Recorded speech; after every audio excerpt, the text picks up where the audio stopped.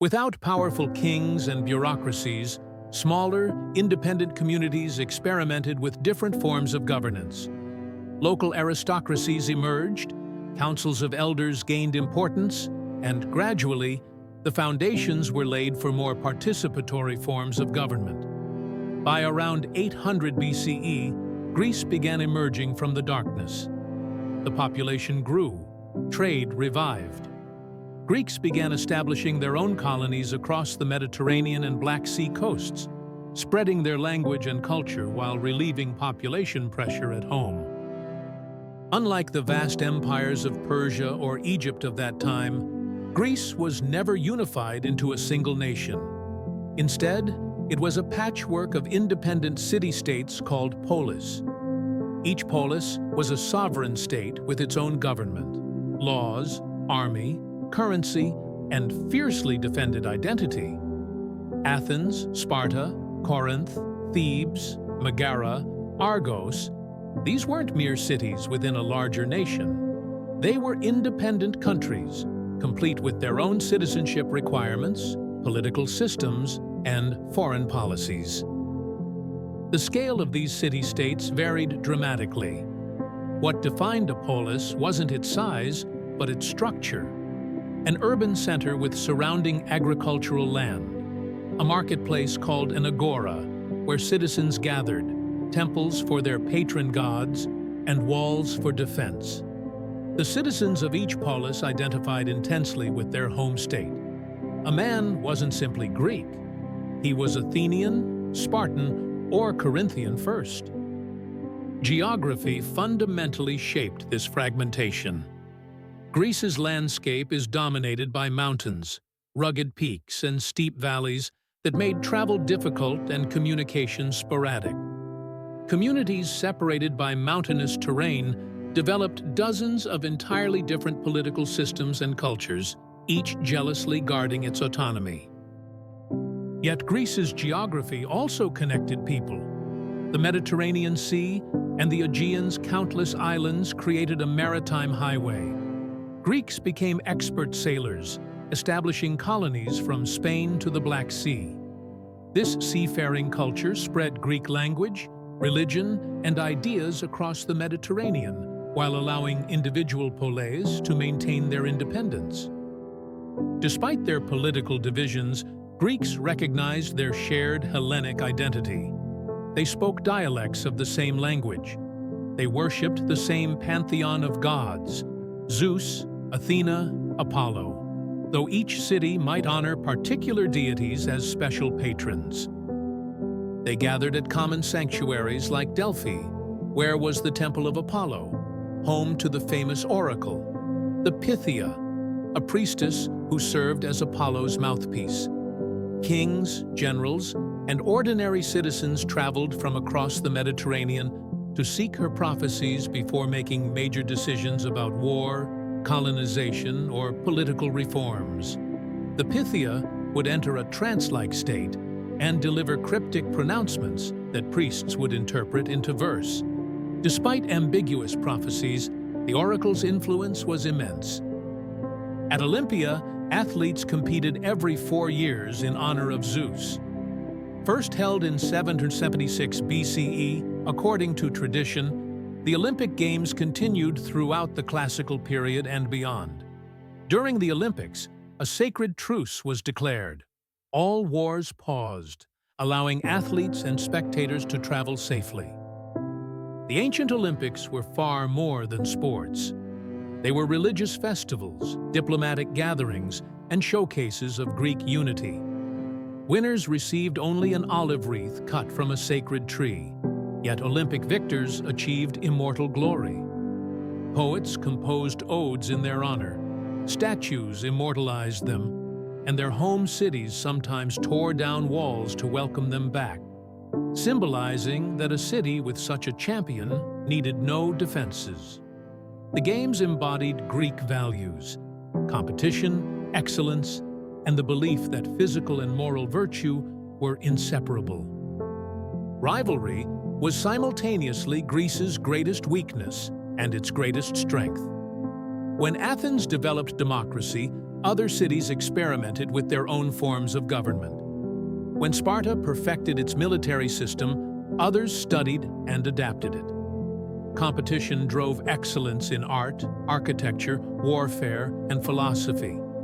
Yet this same fragmentation made Greece vulnerable because city-states spent more time fighting each other than facing external threats together. Athens emerged as the most innovative and culturally vibrant city-state in ancient Greece. It controlled significant territory and commanded a strategic position near the Aegean Sea. Its port at Piraeus became one of the Mediterranean's busiest harbors, connecting Athens to trade networks that brought wealth and ideas from across the known world. What truly set Athens apart was its revolutionary political system, democracia, rule by the demos, the people. Beginning in the late 6th century BCE, Athens developed a form of direct democracy unlike anything the world had seen. Male citizens over 18 could participate in the assembly, which met regularly on the Pnyx Hill overlooking the city. Here, thousands gathered to debate and vote directly on laws, declarations of war, treaties, and public spending. Any citizen could speak, and decisions required majority approval. The Athenian system used randomness to prevent corruption and ensure equality. Most public officials were selected by lottery rather than election, based on the principle that any citizen possessed the wisdom necessary to serve the state. Citizens served on juries of hundreds of members, making legal decisions without professional judges. They took turns serving in a council of 500 that prepared business for the assembly. Athens even developed ostracism as a safeguard against tyranny. Once a year, citizens could vote to exile anyone deemed a threat to democracy for 10 years, writing names on pottery shards. However, Athenian democracy had strict limitations. Women, regardless of birth, had no political rights.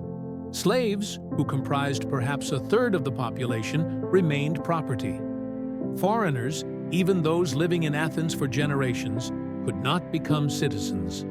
Only free adult males born to Athenian parents could participate fully in political life, perhaps 40,000 men out of a total population of 300,000. Yet within these boundaries, Athens created something unprecedented. A society where ordinary citizens directly governed themselves, debated policy openly, and held their leaders accountable through democratic institutions. Sparta stood as Athens's opposite in nearly every way. Located in the southern Peloponnese region of Laconia, Sparta was a militaristic oligarchy obsessed with martial excellence and social discipline. Where Athens celebrated intellectual achievement and artistic innovation, Sparta valued only military prowess, obedience, and austerity.